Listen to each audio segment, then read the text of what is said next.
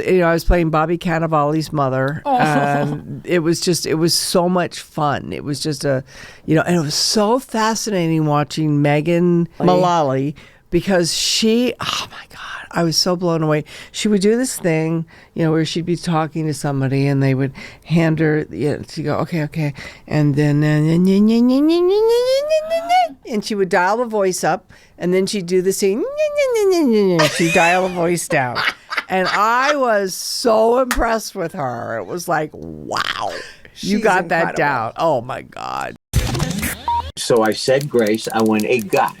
Whoa. I don't remember the initial interview for the Brady Bunch. Elizabeth Taylor was wearing a $4 million ring. I said, oh, could I try it on? She said, no. And Ed gets on and said, now for the youngsters next week, Tony Jones and the Spondells. That's one of the best speeches ever given by a father to anybody. And it just happens to have been on the Munsters. Just As Go was one of the first real guitar songs after the disco and ballad craze of the 70s. We're building upon the shoulders of giants. And talk about a media path. Well, that's exactly. Welcome to Media Path. I am Lisa Arch. And I am Louise Palanker. Today's path is one with many, many pit stops, a healthy dose of service to others, and some memorable roles on epic shows, or epic roles on memorable shows. Lee Garlington joins us soon, but first, Weezy and I are going to discuss some media that celebrates stand-up. Yes, I watched Is This Thing On, which is a movie about stand-up, which you can find on Disney and Hulu and maybe other places, I'm not sure. Is This Thing On seems like a movie about stand-up comedy, but it's more like a movie about a marriage using stand-up as the inner dialogue of Will Arnett's character. After his marriage breaks up, he wanders into a comedy club, and rather than pay the cover, he signs up to do a set. Lisa and I both know that's not exactly how it works at a bigger club with a paying audience, but okay. Suspending our disbelief, Laura Dern plays Will's estranged wife, and the film is directed by Bradley Cooper with a lot of close-ups, which not only make me feel like I am way too near these people I have only just met, but also like they are too close to me. It's a stand-up comedy movie. Can't I sit in the back so nobody picks on me? But I love watching films that explore the stand-up world because it's what we know, which makes it fun, and it's not an easy environment for a filmmaker to capture. Here's why. Even if your lead role is played by a stand-up comedian, which they're usually not, still, they're not doing their own act, which is honed over years. They're doing the act that was written into the script, and it's no longer the intimate setting of a comedian on a stage talking to an audience focused on words and stories. There's a film crew there, and lighting, and scenes are shot repeatedly from various angles. So I do forgive filmmakers for never getting it quite right, and I do celebrate the films that celebrate the stand-up comedy experience. I have not seen them all, but leaving out the many wonderful documentaries, my favorites include Punchline with Tom Hanks and Sally Field, This Is My Life with Julie Kavner, and Mr. Saturday Night with Billy Crystal. And these films usually seem to be about the sacrifice that stand-up comedy presents to your personal life, art versus life, etc. Is This Thing On is more about a man processing his emotions through stand-up, but that does not necessarily create the best act. It's just cheaper than a shrink. And Is This Thing On is on Hulu and Disney. Did you watch it? I did watch it. Not a huge fan of the movie. Yeah. I thought it was just okay. I did enjoy the camaraderie of the stand-up comedians at the Cellar, which for me felt very true. That did feel true. And they felt like, I could look it up, but it felt like they had cast actual comedians. Oh, they did. There were, yes. Yeah. But also Amy Sedaris, who is more spoken word than stand-up, but boy, oh boy, I love her. So good. And I watched Punchline yesterday. I had never seen it. I thought Tom Hanks was unbelievable. Phenomenal. And so, ironically, believable as a stand-up. Yeah. I thought the love story was very unrealistic, but, whatever. It just felt to come out of the Sally blue. Field, like, how could you not fall in love with Sally? Totally, but yes, agreed. She was great. I really liked the movie and a lot of what it depicted. They're both about relationships that are difficult and how stand-up plays into it. My goal, I've said this from the beginning, is to do stand-up until my husband leaves me. So it really resonated. Both. I think you should do it up to that point and then pull it back a notch. No. No? Nope. Okay. No. Then I'm just going to really dig in. All right. Well, because it will give you all kinds of time. Correct. Correct.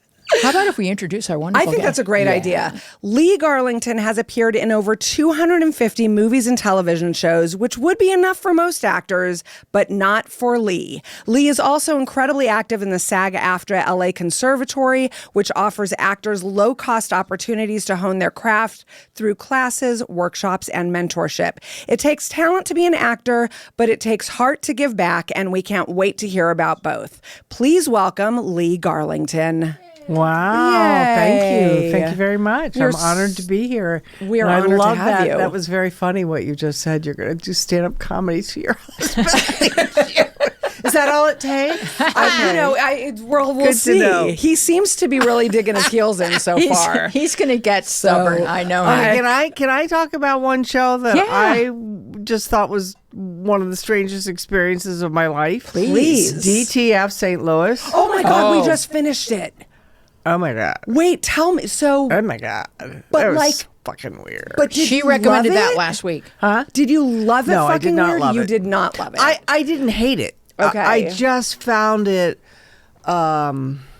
challenging. Mm-hmm. Like it was hard to watch it. And then my husband and I spent the entire show going, does David Harbour have on a fat suit? Did he gain all that weight? We had that conversation 70 times, and I kept looking it up, and I still don't know. It is a fat suit. It was. He put a 30-pound prosthetic on his belly. Okay. Or what have you. It's impressive It's as hell. very impressive because I bought it. I thought, wow, he got fat. Yes. He got fat for this. Right. Now, did you feel like the character required that? Oh, yes. Oh, 100%. definitely. Yeah. It's part of the Yes. storyline. Yeah. But it was odd. I mean, it was very compelling because I thought all three of them did a marvelous job. But Yes. interestingly for me, I thought Jason Bateman was the one who was like, I mean, my heart sort of broke, but this doesn't matter. Anyway. Oh, it does. It matters to us. We love to talk Yes. about what people are watching. We really do. Yes. But I'm the insight of you watching it with your husband. I watched it with my husband, and those conversations, and we paused that show so many times to ask those kind of questions, or like, yeah, there were a lot of weird. It's a weird show. Can I ask a question about watching things with the husband? Yes. Does anyone else's husband not ask you to pause, but just start talking? Yes. Russ Over does that. dialogue. Yes. No. No, not yours. No, ours is more like this. One of us clicks it and goes, did you understand what just happened? No. Okay, keep going. Yeah, But that's that actually makes more sense. us. See, I keep the remote for exactly this reason. Because he will just start talking. And it's always like, I wonder how old Sally Field is. And then you'll hear, beep, how old is Sally Field? And it's like we were watching a thing Right. with people talking, and the words they say impact our understanding of the show. Correct. Could you say, pause, please? Right. But yeah. All right. All right, moving on. Okay, before we get into the nitty-gritty, I want to ask you a couple questions that the general public, people who are not in the industry, would not fully be able to grasp. You've done 250. You have 250 I've credits. actually done closer to 300. They don't have That's everything you should on know, there. Lee. That's one of the highest numbers It we've is ever one of the seen. highest. Because we go through incredible. people's IMDb's and we have a game. I haven't seen a number that high. It's very high. I can tell you. Do a you couple ever people. go home? Yeah, yes. Yes, I do. Okay, just checking. For the last 10 years. So my first question about this is, while you have done many pilots and many recurring, and we're going to get into all of that, can you explain to people what it's like to be a guest star? What that experience is? Absolutely. I think I am a hired gun. And one of the things I have learned through my years, my 40 plus years in show business, is you have to know exactly what you're hired for. Is it a big action movie where they're only shooting 3 pages a day? Is it a movie of the week back in the day when you're shooting 12 pages a day? Is it a sitcom? Is it a dramedy? Is it a 1 camera? Is it a 3 camera? Because everything has a different style. And my job, in my opinion, as a hired gun, is to know exactly what they want and be able to deliver. Like when you go do a sitcom, you better be off book, ready to go at the table read, because you can get fired if you're not. If you don't give them what they want, I have seen people be fired from the table read. So it's like then you can relax and rehearse and find your character, especially if you're working with like a James Burrows or somebody who's going to, take their time, God bless him, take their time with you. But I did a show with a very famous movie star, and I was in my trailer for 9.5 hours. And I'm not one of those people who hangs out on the set until I'm needed. Oh. So I went to the set. It was a pilot. I knew several people in it. And one of them was a young girl. I had done her orientation to SAG-AFTRA, and we'd stayed in touch. And I stood there with her, and I watched for about 10 minutes, and I went, I'm so sorry, your show's not going to go. And she went, what? They're putting us on at the best time slot. They're going to do all this promotion. They have all. I said, yes, but see, the problem is, see that person right there? He's a movie star. He doesn't understand that in TV land, you don't get 27 takes. You get 2, maybe 3, and that's it. And nobody's rating him in. Yep. They were behind on the first day, and they never caught up. Wow. And I could tell that right away. That wasn't going to happen, And it was too bad because I had a fabulous role on it. Oh. Dang it. Yeah. So how do you pick up on the tone of the show? Is it during the table read, or do you do some research? You watch it. You watch it. You read it. If the show's not on the air yet, you find out who the producers are, who's the director, what do they like. I come in. Here's my feeling about. I have probably worked with 8,000 first-time directors, and they fall into one of 3 categories. Categories. They're good. They're going to be good, or they are either overwhelmed by the first AD or the DP. One or the other. So they're either afraid they're going to lose their power and try to take too much, and they start to micromanage, or they let somebody else just sort of tell them what to do, or they have that sense right away and know, yeah, that's a good idea, or no, we're not going to do that. And I have watched, so many of them. I know. What was the question? How do you know the tone? How do you know the tone? Oh, when I watch you on Friends or on Will and Grace, and all the guest stars have a lot of spice, but it's a specific flavor. And so it's either going to go with the rest of the recipe or it's not. And you're landing it every time. Like, how do you do that? A, I'm a good actor.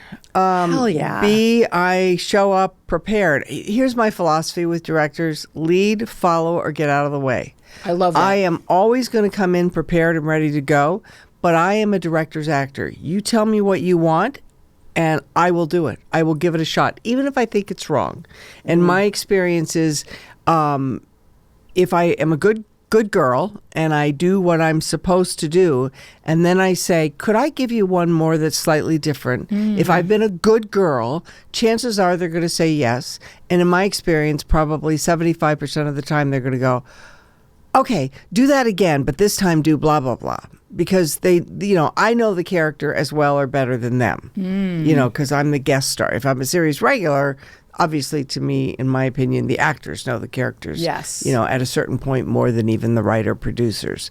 But I am. Give me direction and I will follow it, even if I think it's wrong. And then I'm going to ask you politely to please give me a shot. When you were auditioning, and I don't know if that has occurred throughout your career or if that stopped at a certain point, did you? Oh no, I audition all the time. Okay. Do you feel empowered to also do that in an audition? Well, it's so different now. See, now here's my philosophical treatise to you is, here we are in a time where we have more platforms than we've ever had, more television shows. There were 3 networks when I was growing up, and you got up and walked across the room and turned the channel. Exactly. No, you had your brother do it. Oh yeah, I guess you. He also could hold the rabbit ears. Nice, yeah. So I'm like, why is there less work? Why is nobody I know working? I keep asking that. I don't get it either. It's a baffling thing, you know. Where do these shows come from? When Netflix emails me that they have a new show, have they Right. bought it from Sweden? Like, where are we getting content? Yeah, I think there's a lot of international going on, definitely. But I still haven't, riddle me this, Batman. I still haven't figured it out. Yeah. What was the question? The question was, have you felt empowered in an audition to say, this is how I see it? So now we're auditioning. We're not in person anymore. Right. We're, I'm doing, and I should hate explain that. Yeah, that's since the pandemic. Auditions have become you just record yourself Self-tape. and send it in to a faceless casting director and never hear back or get the part. Or occasionally you get the opportunity to have a Zoom audition. Once in a blue moon. Yes. Yeah. And it's like auditioning into a vacuum. And you would have thought that after the pandemic, things would have gone back to normal, but they have not. Part of the reason that I worked as much as I did as an actor was because I usually booked the room. They wanted to hang out with me. I'm Yes. fun. I'm quick. I think You on my are. feet. So it's like they want, especially on location. It's like, okay, I could hang out with her Yep. for 6 weeks. Oh that no, kind of thing. absolutely. You're looking for your family members. Yes. I think there's a lot of fields where it hasn't gone back. What am I trying to say? I think in a lot of areas of life, things have not returned to pre-pandemic. I think there's a lot of businesses being run where, you used to just knock on someone's door and you'd sit in front of their desk and you'd brainstorm. And you'd be like, oh, wow, we could do this, we could do that, let's do that. That reminds me, we could do this, or that gives me the inspiration to say, why don't we do that?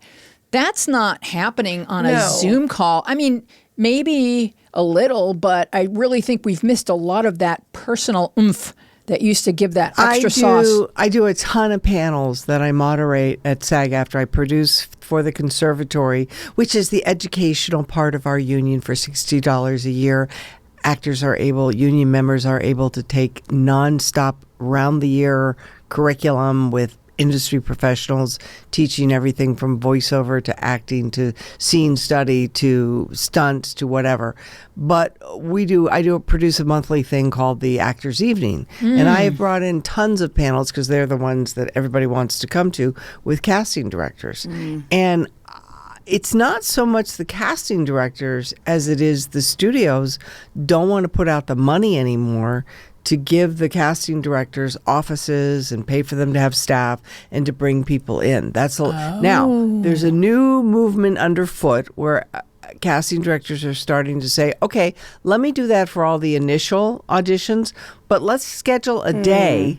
There's lots of empty offices on every lot where we get to bring in, the 15 actors for each role that you might want to actually look at. Let's do that. So that's starting to happen a little bit? Well, it's starting to be bandied about. Okay. Yeah.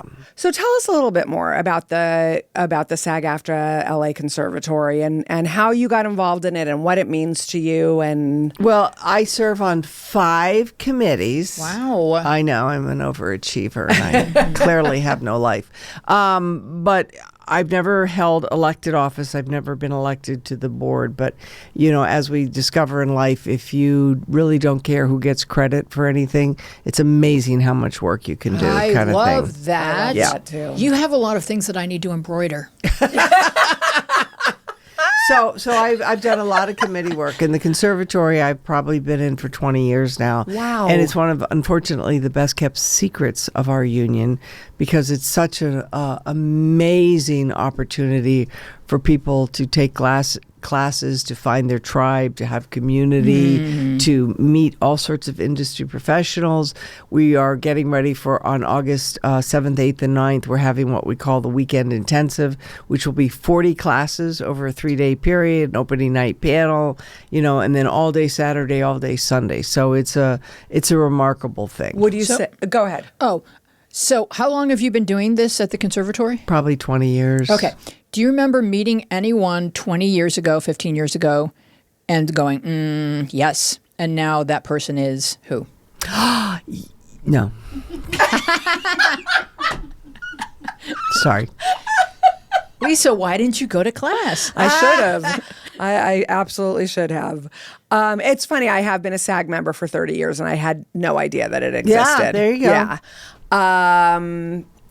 I was going to ask something, and then I let you go, and then I forgot. Oh, it'll come back to you. Well, call the this other thing episode, I What have to Was the say, Question? the other thing I do is I do the orientation for the new members to SAG-AFTRA. I'm the chair of that subcommittee. Okay. I have an answer to your question. I have had people who are much further up the food chain than me come up and go, "You did my orientation." And I'm like, damn it. Gay, I'm so glad. Damn it. Good for you, honey. I know what I was going to ask. Yeah. Is there a variety of ages, would you say, or is it more young people? No. There's a lot of people who return after they've raised their kids, had their careers. They're coming back into the business. Right. Oh, that's So so there's fun. quite it's pretty diverse that way. Now, Yeah. you have 297 IMDb credits. 97,000. 1,000 credits.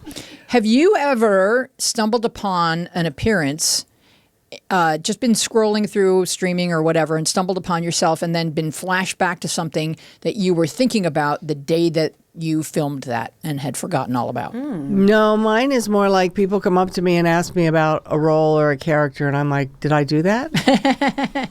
That's more mine. I don't remember. Just always say yes, because they're excited to meet you.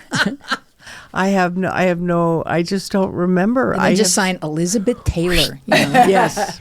It's funny that you say that because we have so many guests on that have such specific memories about every single one of their credits. I'm always like, how do you? So, like, I'm with you. I would think I would have thought it was more common to just not remember. Well, I mean, I have specific jobs that were very meaningful that I have vivid memories Right. of, but But sometimes, like for us, it would be the equivalent would be like going through a photo album or finding a drawer full of photos and being like, I have no idea what wall that is behind me. That's me. I don't know who this guy is who's whispering in my ear. Like, I don't know. Right. Life is busy. And in that moment, we knew, but that doesn't mean that it was supposed to kind of leave an imprint. Yeah. Right. Tell us about a couple of those very meaningful. well, one was I did a movie called A Killing in a Small Town with Barbara Hershey, and she won the Emmy for it. Oh. And it was very intense. And it was, we shot it down in Texas. My husband was John Terry, who was having the affair with Barbara Hershey, and Richard Gilliland was playing Barbara's husband, and Jean Smart, who's one of my closest friends. We did a play together for 22 months. No, she was only in it for 18 of them. But so Jean was there. So we were all there. And the night before we shot the big scene, the director, well, I wasn't in the same hotel with Barbara, but me, Richard, all of us were down in the lobby just kind of like this, because it was one of those scenes where it was me, Barbara, 3 different axes, one that was real, one that was plastic, one that was something else, wooden, I think, in a laundry room, the size of this. A cameraman, the sound guy, the director, me and Barbara, like doing this little dance in this laundry room. And it got to the point where we had so much blood that literally Barbara and I were kind of leaning against the wall, holding on to the axe because it hurt too much to unpeel our hands from the axes. Wait, actual blood? No. Oh, okay. Well, when you said that it Oh, hurt. for God's I got sakes. very confused, It's Lee. sticky like corn syrup. Got blood. it.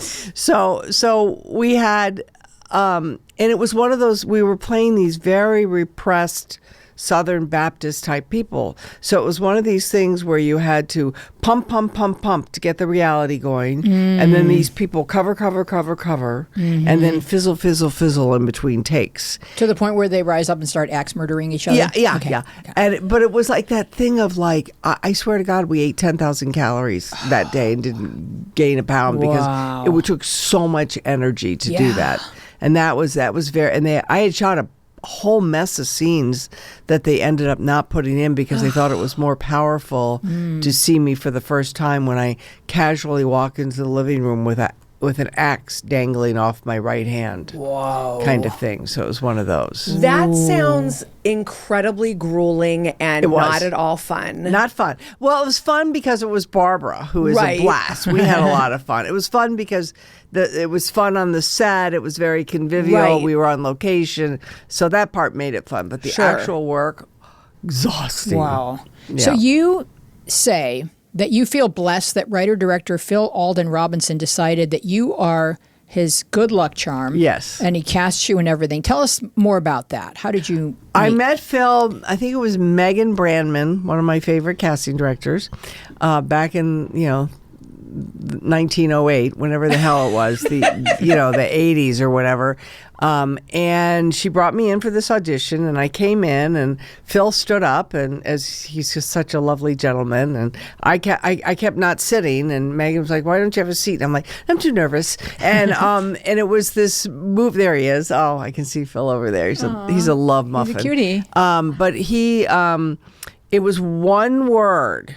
It was a movie with Patrick Dempsey, Beverly D'Angelo, and Talia Shire. Is that right? Shire, Or yeah. Balsam? Rocky? No, not Rocky. Oh. The other one, Talia Balsam. Okay. And so the movie is he's with his older lover, Patrick Dempsey. This is one of the first things Patrick did. And they walk into this like dive restaurant, and he looks up at me. I'm the waitress, and he goes, "What's your finest champagne?" And I go, "Schlitz."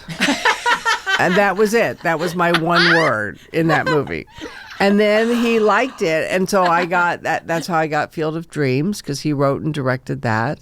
And Sum of All Fears, and The Angriest Man in Brooklyn, which was one of the last things Robin did, and Sneakers, which were the big ones. And they were all joys to work on. Oh, wow. that's so cool. Joys. Yeah. Right. Oh, and then Psycho. Psycho 2. that That was my also first. 2 and 3? No, that was not. That was I was working with Anthony Hopkins, which was also a blast. Anthony Hopkins. Not Anthony Hopkins. Perkins. Thank you. Perkins. Okay. Anthony Perkins. But that's not the same director. No, no, Okay, no, why no, did no. I think that was the same director? No, no, no. Boy, no. oh boy. That was my very first job. I was doing a play last summer at Bluefish Cove, the one where I met Gene, and a casting director named Jackie Birch, who's no longer with us, waited after the show and said, "I really like your work. Who represents you?" And I went, "No one." And she set me up with 4 different agents and brought me in to audition for Psycho 2 and negotiated my contract for me. Wow. I made $1,600 in 4 days. Nice. And I bought myself an $80 pair of purple boots. Oh. And $1,600 pretty much doubled my annual salary at that time. And if you don't get murdered in Psycho 2, you might appear in Psycho 3. And I Right. did. You I was played- Myrna the mean waitress. Yes, I was just going to say, there are several waitresses you've played, sarcastic Oh my waitresses. God. Oh yes. Yeah. I specialize in that. I love So- it. If you're Rose's daughter in the last season of The Golden Girls, does Yeah. that mean there were other Rose's daughters? Yes. I don't know Yes. because I didn't. What were there? Yes. Okay.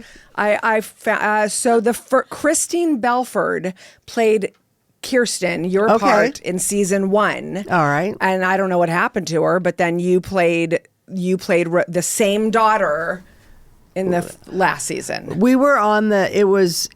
I was doing a TV series called Lenny, Right. which we did for 16 weeks. Lenny and Clark. it was the Wet Thomas Harris little lot on Renmar. Yes. And it was us, Empty Nest, and Golden Girls. So we Right. were Right. all taking turns being on each other's shows, kind of how thing. It was really fun. fun. That's incredible. Yeah. That doesn't happen. It was Betty White is just a goddess.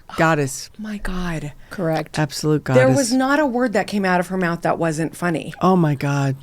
She's a pistol. So if you had no awareness of the previous performance, on the set did they say this is her personality and this is what she's like or her issues?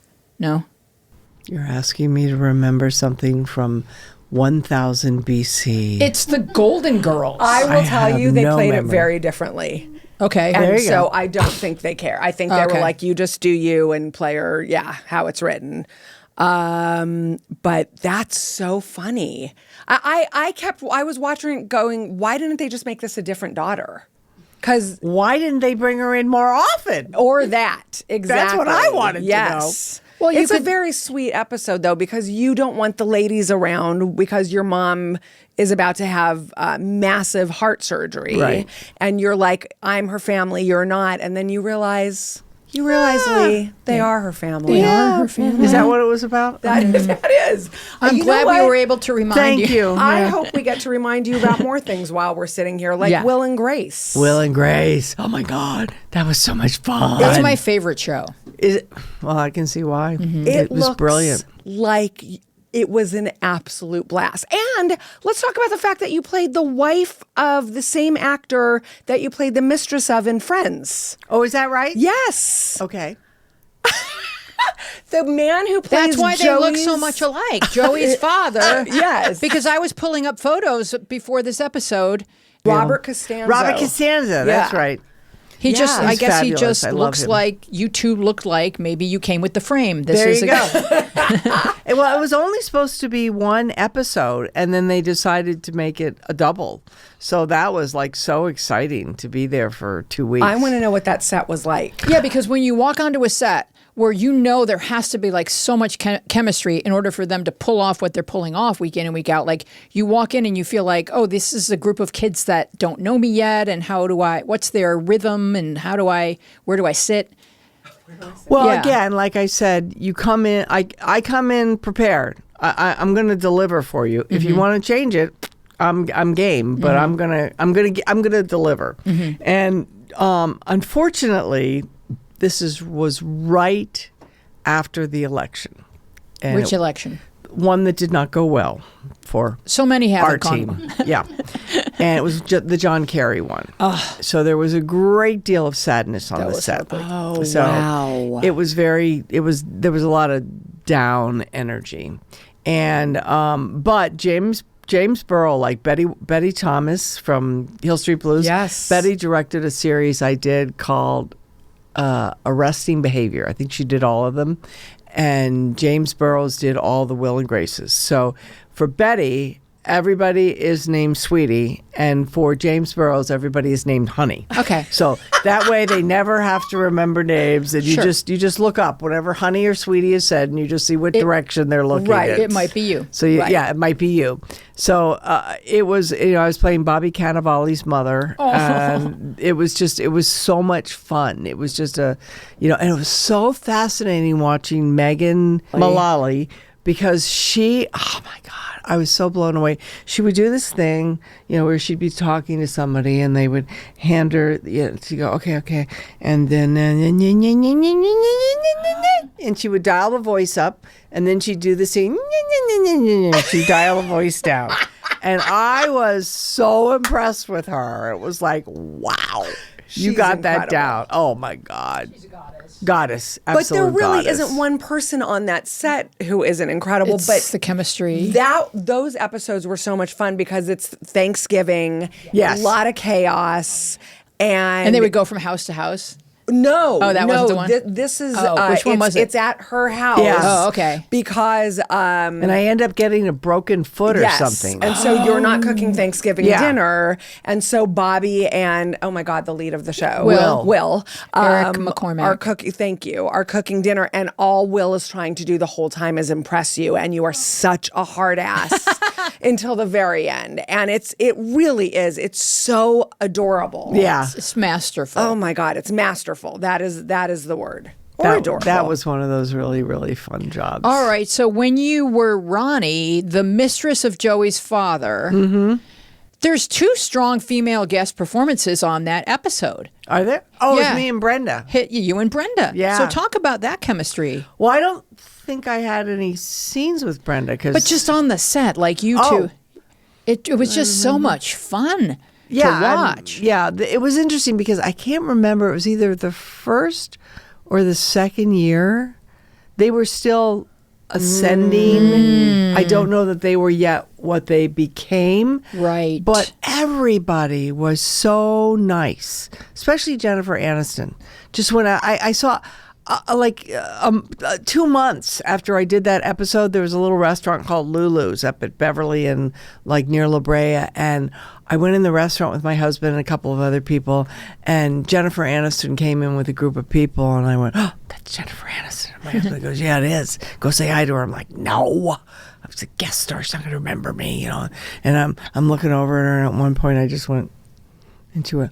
And she came over and she put her hand on my shoulder, introduced herself to everybody at my table. Oh, my goodness. That's awesome. As if we needed to know what her name was. I love that. I just love That's that. very sweet. That's just adorable. Yeah, it was very sweet. Oh, I love it. And that's a great episode because Joey finds out that his dad's been cheating forever, and you can't help but fall in love with your character. Ronnie. Oh my Especially God. when I was Brenda a says- taxidermist, wasn't I? Yes. Yeah, you were Yes. a taxidermist. But what's adorable is that Brenda's character is like, regarding the affair, she's like, I'm happy that Daddy has something to do. Yep. Yes. It's He so needed a good. hobby. Yes. Yes. And it had been going really on for 6 funny. years, and he was rocking the boat. Correct. Joey. Yeah, she smacks him on the head. Yeah. She walks in. Exactly. And he takes the hit like this is often what happens. Right, Is that exactly. Marvel smack- Oh, Ma, the ring, I think is what he says. I watched that series far cute. too often. Well, we can get back to some of the important work you do in your life after our little game. Thanks for coming along down the media path, and however you have found your way to us, we would love for you to like and subscribe and give us a nice review because as creators, it is our appointed duty to ask you to do that. You may also want to find us on Instagram and Blue Sky where we are at Media Path Pod, and on Facebook where our show page is Media Path Podcast and our Facebook group is Media Path with Fritz and Weezy Podcast Community. If you are listening to our show, we are also a video podcast on YouTube at Media Path Podcast. You can write to us at MediaPathPodcast@gmail.com. My TikTok is Louise Palanker, where I post behind the scenes peeks and clips from the show. And Fritz's TikTok is Fritz Coleman Comedy. He posts stand-up clips and popular dance crazes. Our website is MediaPathPodcast.com. There you can binge episodes and our spicy newsletter. Thank you so much. On with the rest of the show. But we do have a game. Oh. And the game is Love called games. IMDb Roulette. And we've already sort of been playing it. But now it's getting really specific. Uh-oh. And we're going to turn back the hands of time. Oh, my God. And number one, we have. So I want to hear about who you played, like who your character was, if you remember what their arc was, or whatever it was that character was supposed to be contributing to the piece, and then what the people were like that day on the set or that week that you were there. So number one, Some Kind of Wonderful, Eric Yes. Stoltz. Gym teacher. Yes. With Mary Stewart Masterson. Thank you. Mary Stewart Masterson and Leah Thompson. And Howie Deutsch was the director. Eric Stoltz, yeah. Eric Stoltz was in it. I'm the gym teacher. What's she like? Oh, what's she like? I think she was mean. They usually are. Yeah. I was. It's funny because I wasn't that much older than everybody, but I always played older. Oh, that's Then, interesting. I mean, my that's how you characters. have a lifetime career. I guess so. Yeah. Now I'm playing 93-year-olds. It's fabulous. Or you're Great playing fun. the age that you are the age that you were playing then. Yeah.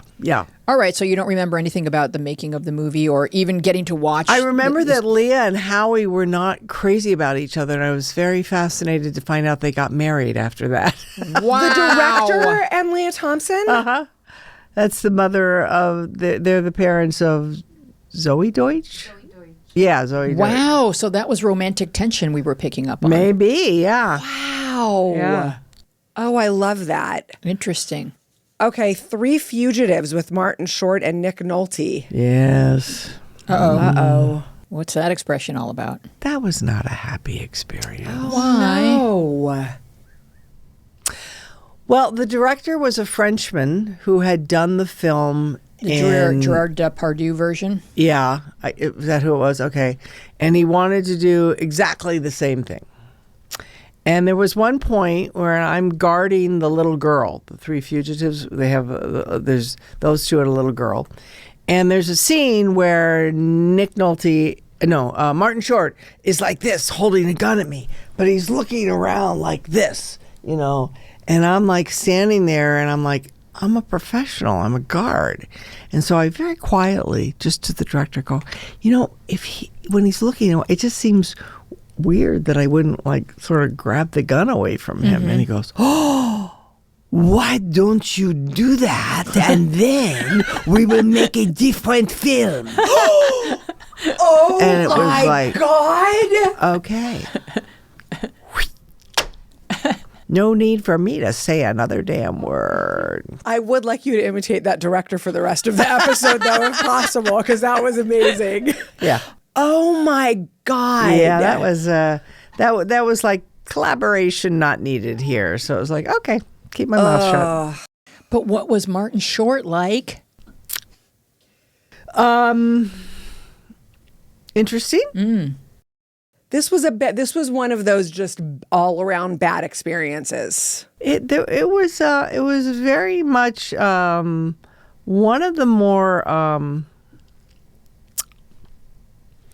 boy films I've ever worked on. Interesting. I have to say, as an actor, by and large, I've had a great time.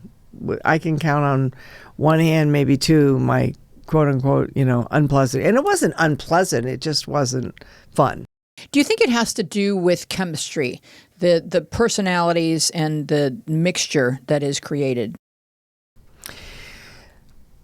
Yes. And I think it has to do with, let's just say there's a lot of people in show business.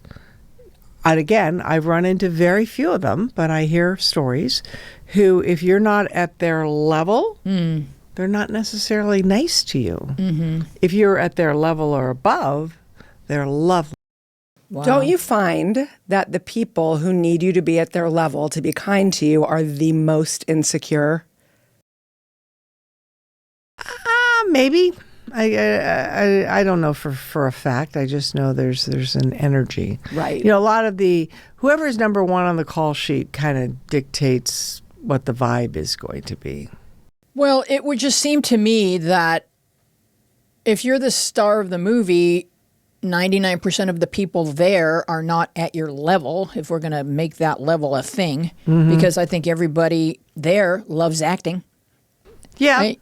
Like sometimes I'll watch a scene in a movie with a lot of performers and I'll say, every single face I'm looking at, they have something in common. They all love acting. And that's and like one of my, I have my top, 10 favorite movies in the world, which my husband says, you always say 10, but it's about 30. And I'm like, you're right. But one of them is Crazy Stupid Love, where you have this amazing film where practically everybody in that movie is a star. Mm-hmm. And it just looks like I wasn't there. I don't know any of those players, but I just felt like the most collaborative thing in the world. Everybody was on the same team making one product. And there's some things you watch and you go, ooh, I'm not sure they were all on the same page here. Yes, absolutely. Yeah. And then you get a review that uses the term uneven. Right. So let's go with Field of Dreams. Oh, my God. Because you're credited, this is the absolute best name of anyone in any movie ever. The Nazi cow. You are... That's my credit. No, according to listen to me. According to IMDb, you are Beulah, the angry PTA mother. Oh no, on the credits, I think it said Beulah the Nazi cow. Wow. I don't know. I'd have to see it again. I guess IMDb wasn't willing to go that to far. call you a Nazi cow. Oh, maybe. It was one of the most funny. fun experience. Can I just tell you this? Okay, so this was a big movie. Yeah. This is one of those ones where you get there and you go, 2 pages? What the hell are we going to do for 12 hours with 2 pages? And you go, oh, lighting. This is back in the day. In the day. We have to light up a cornfield. We're doing this Field of Dreams, scene where I'm the woman at the PTA meeting. And it was one of those ones where they started at the front. It was 5 days. We shot that scene 5 days. That's like such luxury. And it started at the front and the camera came all the way back. Wow. And then it turned around and went back again. Oh, okay. So I am standing there with all these background actors in Iowa. And they don't really know that they can take breaks or ask for water. So I, of course, make it my job to be the self-appointed entertainment committee. And I've gotten to know all these people. And Phil comes up to me at one point, puts his hand on my shoulder, and goes, pick somebody to be your husband, the meanest, scariest looking guy, because I want him to grab you at one point when you start to go after Amy Madigan. And so I picked this guy who then turned out to be the biggest DJ in the tri-state area. Stop. Took me home to meet his family, put me on his radio show. I had the loveliest time. So I know these people. I know a lot of them by name. So the last scene, it's on me, and it's the part where, Amy Madigan. No, I say, oh, yeah, at least I didn't plow down my field and make a I'm blowing baseball field out of it. And she looks at me and goes, yeah, well, at least I'm not burning books, you Nazi cow. Nice. And, we have had a back and forth. At one point she goes, I said, I lived through the 60s. And she goes, no, ma'am, I think you had two 50s and went right on to the 70s. So we've been going tit for tat, having this fight. And so Amy's off camera. And so the line when she's supposed to go, oh, yeah, and she says back to me, she goes, well, at least I'm not a Nazi fucking bitch. And I felt this shame that started in my toes. It came up through my legs, and my face is turning red, and I'm trying not to cry, which is the last thing I would think my character would be doing. And it was the biggest gift she could have given me. Wow. Because and it was the whole audience, the takes of the audience, they're going like this, back and forth, looking at me and Amy. And when she called me a Nazi fucking bitch or whatever she called me, the audience goes, there's this genuine gasp, and that's what they used in the movie. Ooh. And the shots of me trying not to cry because I'm so humiliated. It was powerful. Whoa! Wow. I must watch that again that's tonight. Like a really. And Amy came up to me and she goes, "Phil said you wouldn't mind," and I said, "Thank you. Biggest gift you could have given me." But isn't that's a lesson in acting, that when the shot turns around and really it's just over your shoulder, that you can give something that is useful that isn't in the script. Your line is going to get cut out. That's right. But what it's going to do to your performance is the gift that she gave you. It was beautiful. It was really. It was one of the. I love that moment in that movie. Oh, that's because it was so cool. That's such a special. lesson. Yeah. Sneakers. Oh my God. I have so many sneakers stories. Okay, so Timothy Busfield and I who I knew, he was a friendly acquaintance, and we're sitting there at the table read and we're looking around, and it's like, oh my God, it's Sidney Poitier and Ben Kingsley and Robert Redford and James Earl Jones and Mary McDonnell and Ben Kingsley and Dan Aykroyd and River Phoenix and it's just this like star. Robert Redford's just star-studded and Timothy and I were like two little kids like bouncing around. And I used to have this huge wad of keys. So I think I was like looking the other way and I hear the voice.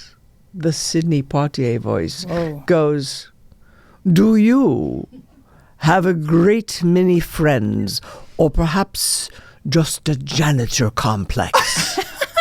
To which I came up with the wittiest reply, which was, because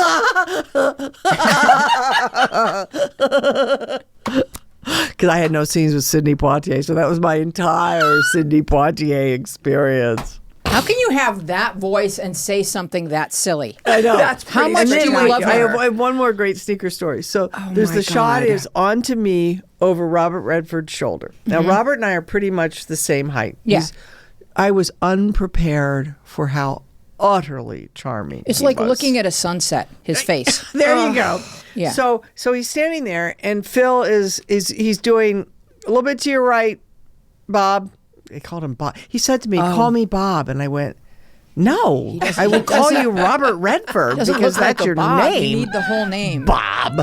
And so anyway, so he's going a little bit to your left, Robert, Bob, a little bit, and I can see that he means right. And so I'm watching this, and finally I just take Robert Redford by the shoulders and I go like this, and he looks at me and goes, "How am I doing?" And just melted. Oh, my God. He was adorable. That's delicious. He was adorable. I love hearing that. Yeah. Yes. Charming, charming man. Absolutely. So good. All right. So how about if we talk about one of my other favorite people, Martin Sheen, The West Wing? I don't think I had anything with Martin Sheen. Okay, who did you work with? Allison Janney. I was Richard Schiff's lawyer, and Oliver Platt. Boy, I'll tell you, that was a moment when I stood on that set, and there was a 4-shot. It was the last season. I played 2 different characters because I think they forgot they'd already hired me for one. But I was Richard Schiff's lawyer the last season. So I'm standing there with Oliver Platt, Allison Janney, and Richard Schiff, and I'm like, I have fucking arrived. It doesn't get any better than this. It was just delicious. And that writing. Yeah. Oh my God. Yeah. So I have met Martin through union stuff, but I don't think I didn't have any scenes with him or anything. Well, in a lot of ways, I feel like that show prognosticated the Obama administration. It felt like we were watching that show during Bush 2. And it was showing us what leadership is supposed to be. And we elected it. It was also showing us how brilliant Aaron Sorkin was. Yeah. That in the newsroom and that speech that Jeff Daniels gives. He just has some delicious, delicious moments. What can you tell us about shooting that felt different than shooting other shows? I don't know that it felt any different. It was just, a sense of pride of like, this is just a joy. Important. I don't know if I would even do that. I mean, I remember, I have to say, Meredith Baxter Burney, she was at that point, when I did a guest shot on Family Ties. And I was playing the mother of the little girl from Fatal Attraction, Ellen, who was just one of the loves of my life. And there were a whole bunch of kids on that show, on the episode I did. And Meredith would come up to all the kids and just go, it's just TV. It's not brain science, not a big deal. Sitting in a dressing room with Jean for a year and a half, those 2 women, more than anybody, showed me how to right-size show business, And I feel like, and probably I'm being sexist saying this, but I feel like women tend to do that because we're moms and we're wives and we're homemakers. And we this is what it's like. I remember when I was a single gal and you meet a cute guy at a party and I go, what do you do? And they go, I'm an actor. At which point I would sort of back out of the room, But my husband pointed out to me one time, he said, you always say, when people say, what do? You always say, I make my living as an actor. Because then they don't have to ask me the second question, which is, but what's your B job? And, I'm not famous, so they don't necessarily know. And that's what I do. I am an actor, but more importantly, I make my living as an actor. It's my career. It's a business. It's they don't call it show art. I am a business owner. I am an artist. I am a union member. I have several hats I wear in that capacity. Right. But I also feel like I learned early on to sort of right size the importance of show business. Right. And maybe that's easier for women to do because society doesn't place so much importance around our branding of I am a lawyer, I am a plumber, what boys are taught, like you're going to be labeled as your title of what you are. And also, can that support children? Are you going to be able to keep a roof over houses? I think there's just a lot of pressure on boys. So rather than just saying, men are too caught up in, what they are, I think society has done that to men. I think you're right. And you're absolutely right. And that's where we need, we just need to level set each other. And especially when you picture Meredith walking up to those children who were, nervous, or their parents were saying, you have to be this way, you have to be that way, or whatever they were getting at home regarding their career. And she was like, you know what, you guys, this is just have fun. Yeah. And that's wonderful. And if you make a mistake, we'll reshoot it. Yeah, Don't worry about it. I love that. I worked on the pilot of Family Ties as a page. So I was instrumental. You're welcome. There you go. Okay, so Lisa, You the last one, number 7. Okay, and Yeah. this, oh boy, 6 Feet Under. How was that experience? Oh, that was fun. I did a couple of those. I think I did 2, maybe 3. I was the same character. Robert Pine, Chris Pine's daddy, played my husband. He's played my husband like 3 or 4 times. So you're right. There are certain people you get to marry over and over. Yeah. And it was so weird having they didn't have to do the body part of me because they had a body Double? No, Yeah. not fake. Corpse? Yeah, corpse. Thanks. Okay. A body corpse that was similar to me, not exactly, but they had to do my face.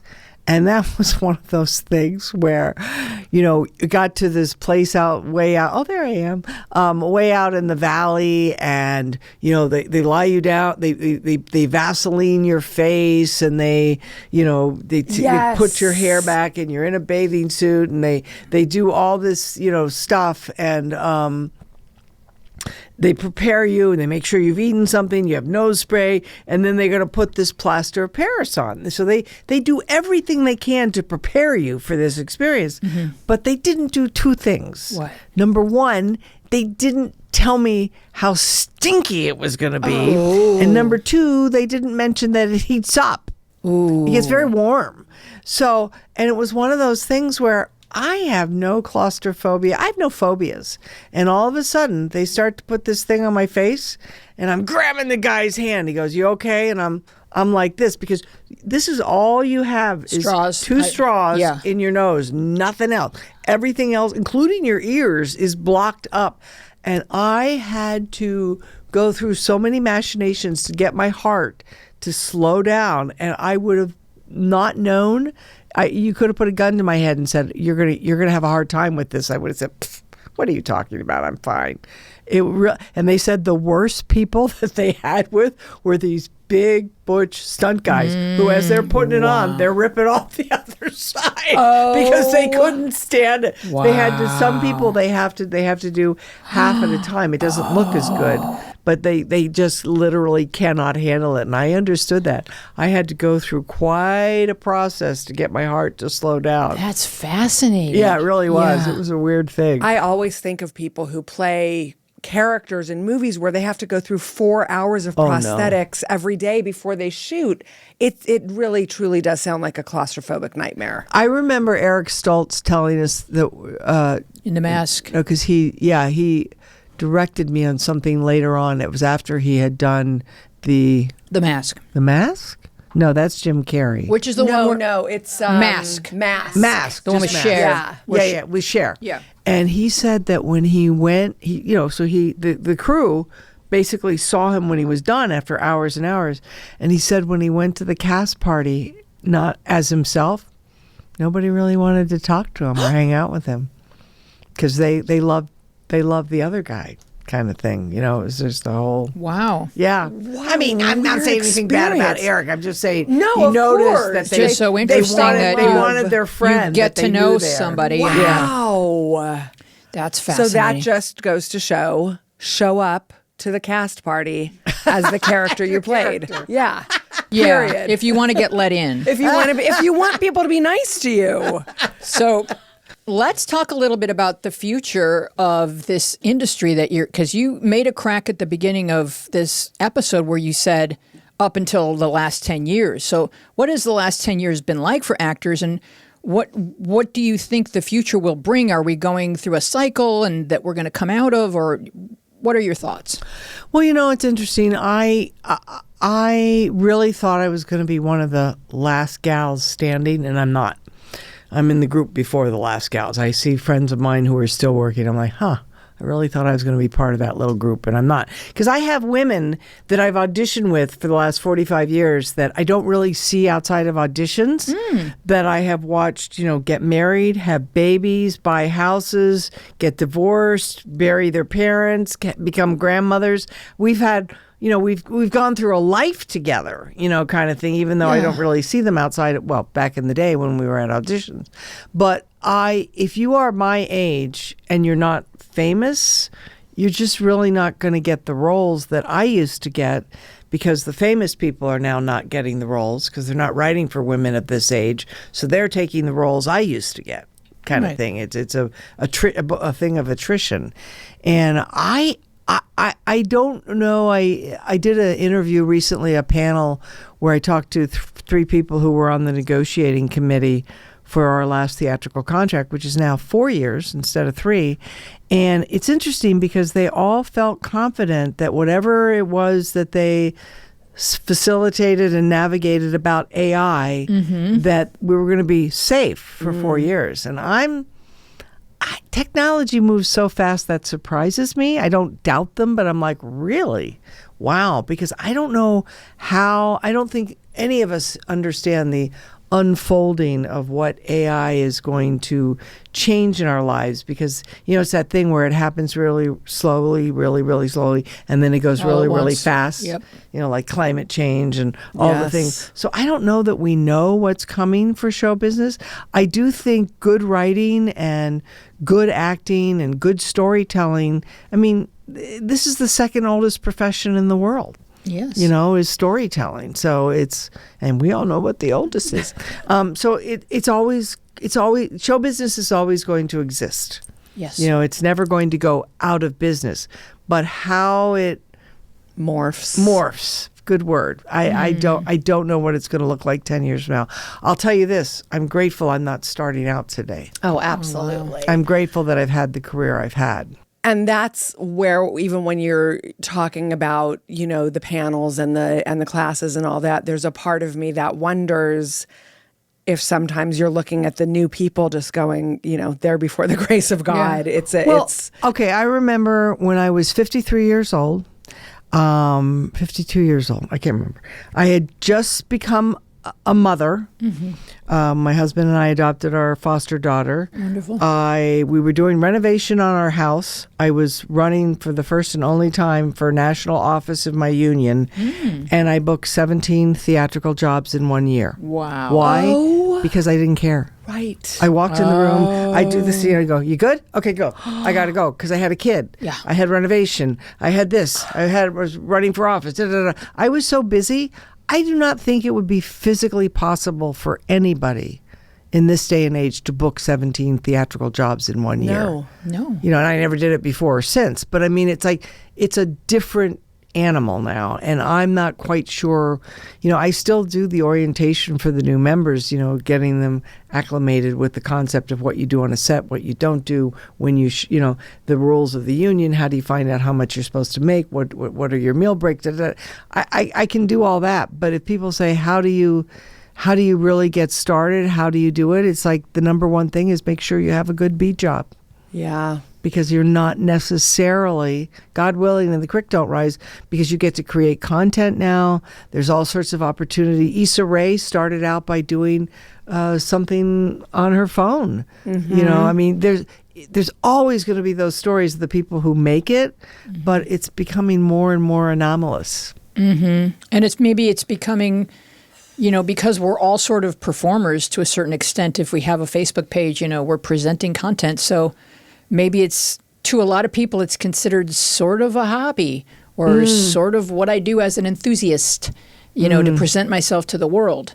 Walk through, sometimes you'll be walking somewhere and you'll see someone across the street just talking to them, like, oh, that's the person who I usually watch on TikTok, just here I am at the harbor and blah, blah, blah. Right. And like, so maybe it's not always the career. Maybe it's just the side hustle. Yeah.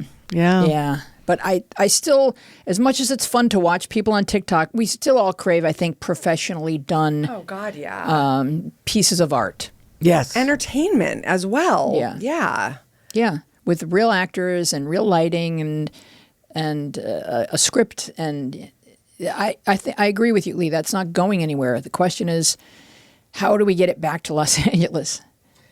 Yeah, well, we are a national union. We've got 25 locals around the country, so we have work that takes place everywhere. We have Rule 11 in our rules says you cannot, to say that you're a local hire someplace because you have a place to stay is against union rules, and you're depriving somebody there of the opportunity to do that role. And essentially, it's no different than offering to help pay for the catering, because you're saying you don't have to put me up, you don't have to give me per diem. So, I understand people do it, and the union is not sending police out to come get you for that, but it is a lot tougher because I think markets have grown everywhere. The caliber of acting all over, the southern and eastern United States. There's a lot of really strong locals and people working all the time. Mm-hmm. Is there any part of you that wants to do theater again? I do theater. Oh, you do? All the time. So there is a part of you Oh, that is yeah. what you're saying. So tell us about that. Well, that's one of my great joys is I found a little theater called the Ruskin Theatre. The first play I did there, I think it was 2018 or 19. And I didn't even know it existed. And Jason Alexander directed me in this play. My friend Gina Hecht called me and asked me to be in an audition for it.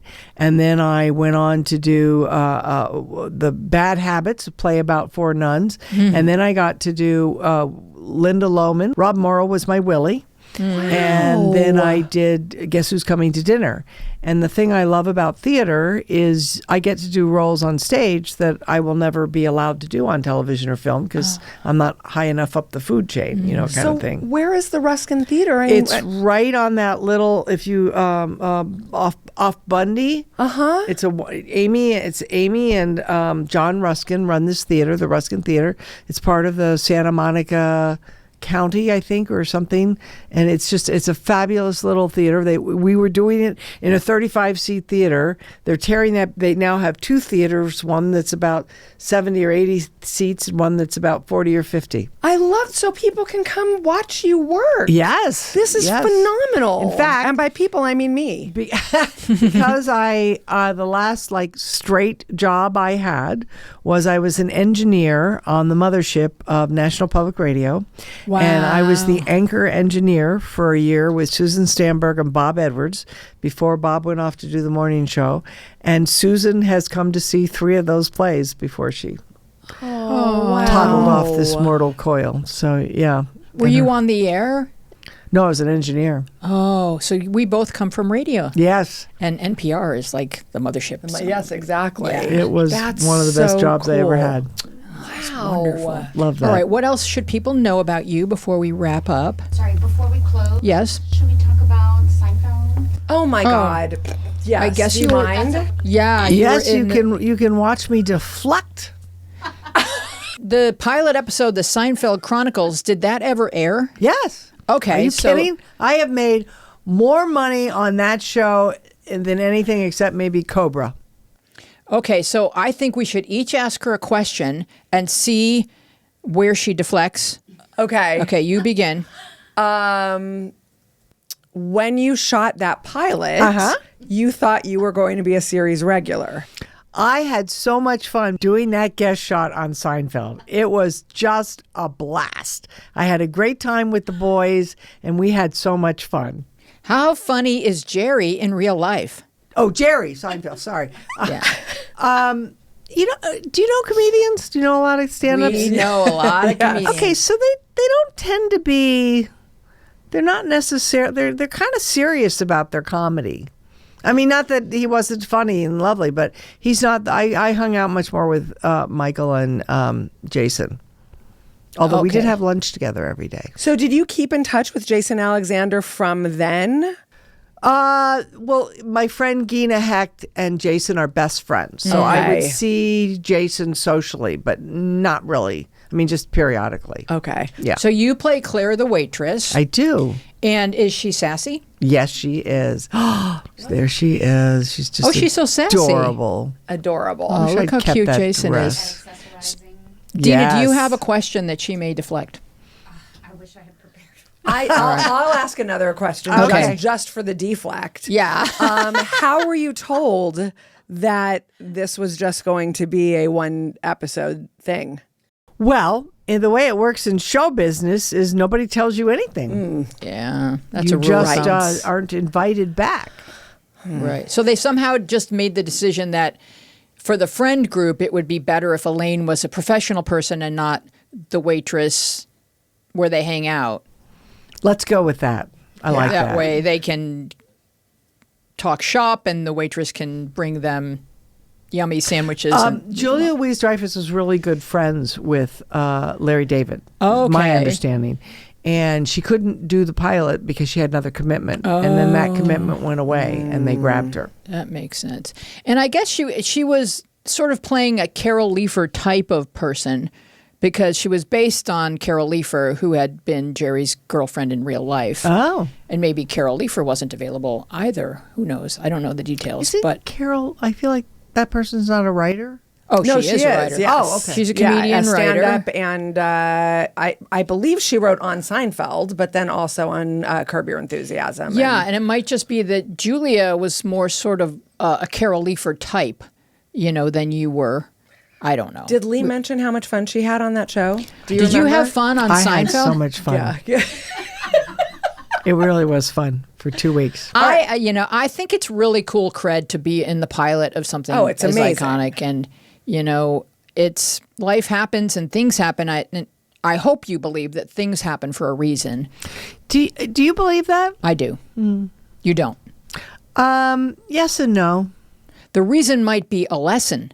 The reason might be all pain, but somehow in this human form that our soul has taken on for this 80 to 100 years, there was something we were supposed to learn, even if none of it was fun. Yeah, but did the Holocaust happen for a reason? Oh, I can't. Like when you talk about something that dark and twisted, Yeah. I don't want to go philosophy because I'm going to blow it and say something that's completely insensitive or inappropriate. But I mean, that's why I don't. I think people separate themselves from a higher power, or they stop looking in the direction of a whatever you want to call it, a universal life force, God, whatever you choose to say, and they look away.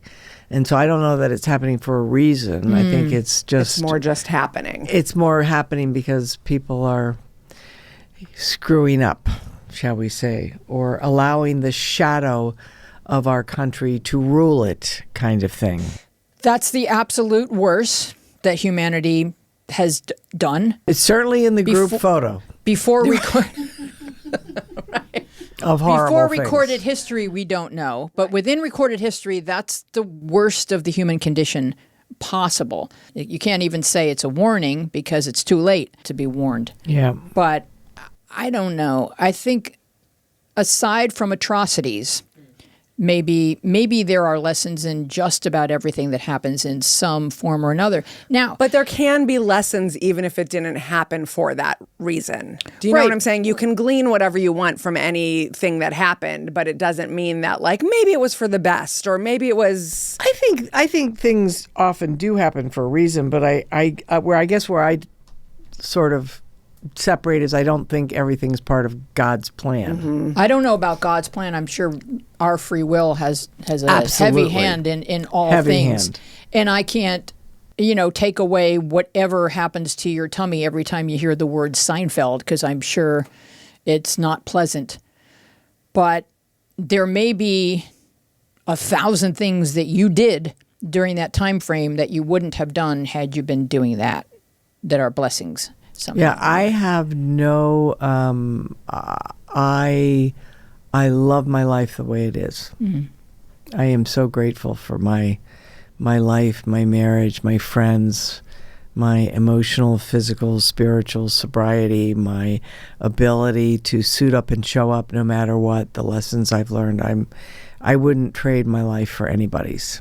Okay, that was with beautiful. the exception of maybe Oprah Winfrey or Michelle Obama for a few days. But just for a few days. Just for a few days. Well, they both probably have more square footage. We don't know. And we haven't been to Lee's house. I don't want to hang out with Michelle. I want to be molecularly incorporated into Michelle, and I just want to be invisible inside their bodies and live through them for a couple of days. But why can't we all hang out with both of them? Really? And make a few calls. She run for office? Yes, Oh, wow. I know. All right, wait. I want to ask one last question. Okay, one last because this question. is always very important to me. Yes. I want to know how you met your husband and how long you've been married and how you have. I am gleaning that you have found it not too difficult to maintain a marriage amidst this industry? I met my husband on December 16th, 1990 at a Christmas party, each of us being led to believe by the hostess that the other one was wildly interested in us, where in reality, both of us were going, who? Oh, which one? wow. Who? The tall guy? What a And he was ploy. saying, the redhead? It was red back then. And yeah, we were married 9 months later, and we're coming up on 35 years Oh my in goodness. September. This was a successful plot. Love of my life. And his name is? Howard Nugent. We love you, Howard. Stagehand, IA, local 728 and 33. Oh, love it. See, that teaches the people at Seinfeld that they could have hung out with the waitress. Exactly. There you go. Brilliant. Oh, that's so good. All right. Well, we're going to wrap things up. You're on Facebook. You're on Instagram. Where can people find you? I don't do social media. Okay. You know where they can find her? In real life. The Ruskin Theater. The Ruskin Theater. I love that. Or At she's SAG-AFTRA. Or just go and find SAG-AFTRA. Oprah and Michelle, and she'll be Right. lunching. All right. We want to thank our wonderful guest, Lee Garlington. Our team I want to includes... thank you. You guys are great. Oh, you do really. you. You should consider doing this like professionally. We might do it again next week. might try. Yeah. We Okay. might. We'll try it again. Our team includes producer Dina Friedman, John Maddox, Mason Brown, Jordan Reyes, Haley Freight. Oh, did I say Ryder? Ryder Friedman, Haley Freight, and you. Our theme music is by me. Let's give Garrett credit this week, right? Yeah, he showed up Garrett just to is say present. hi to everyone. Garrett Arch is present. He took photos. Yeah, Garrett Arch and me and John Maddox. I'm Louise Palanker here with Lisa Arch and Lee Garlington. Be well and wise. Take good care of each other, and we will see you along the media path.